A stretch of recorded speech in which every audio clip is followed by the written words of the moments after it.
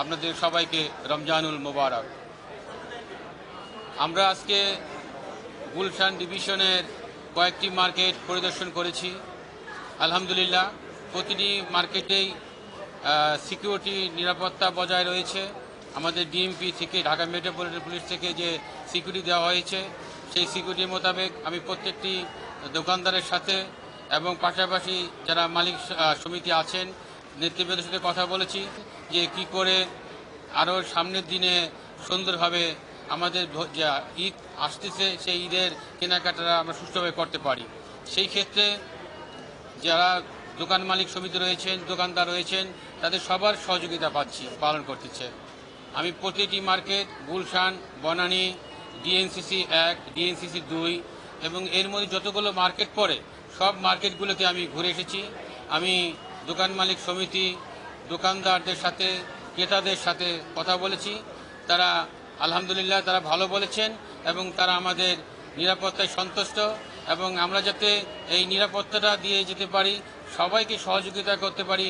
আমরা এই সিয়াম সাধনার মাসে আমাদের যে পবিত্র মুসলমানদের ধর্মীয় উৎসব ঈদ উল ফিতর আসছে, আমরা যেন সুন্দরভাবে উদযাপন করতে পারি, সেই ক্ষেত্রে সবাইকে আমাদের এগিয়ে আসতে হবে এবং আমরা একে অপরকে সহযোগিতা করব।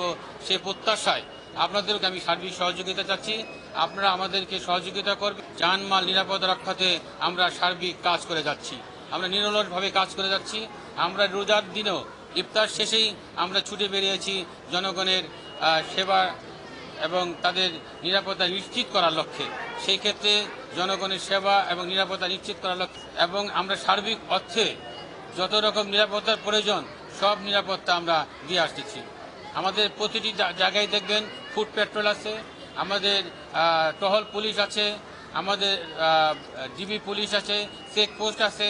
এখনও কিন্তু আমাদের হুন্ডায় যারা আছে, মোটরসাইকেলে যারা ডিউটি করতেছেন, সব ক্ষেত্রেই কাজ চলমান রয়েছে। আমরা পুলিশের দিক দিয়ে এবং বিশেষ করে আমি আমার ডিবির পক্ষ থেকেও আপনাদের সেবা দেওয়ার জন্য সব রকম কার্যক্রমে এগিয়ে এসেছি। ঢাকা মেট্রোপলিটন পুলিশের পক্ষ থেকে, আমি ডিবির পক্ষ থেকে আপনাদেরকে ধন্যবাদ জানাচ্ছি। বিশেষ করে আমাদের মাননীয় স্বরাষ্ট্র উপদেষ্টা মহোদয়, আমাদের বিশেষ সহকারী মহোদয়, আমাদের আইজিপি স্যার, আমাদের পুলিশ কমিশনার ডিএমপি মহোদয় আমাদের যে নির্দেশনা দিয়েছেন, সেই নির্দেশনাগুলি আমরা অক্ষর অক্ষরে পালন করছি। আমরা সরকারের যে নির্দেশ, সেই নির্দেশ মোতাবেক জনগণের জানমাল রক্ষার জন্য যা যা করণীয় আমরা সেইভাবে অবস্থান করছি। আপনাদের সহযোগিতা চাচ্ছি, ভবিষ্যতে আপনাদের সহযোগিতা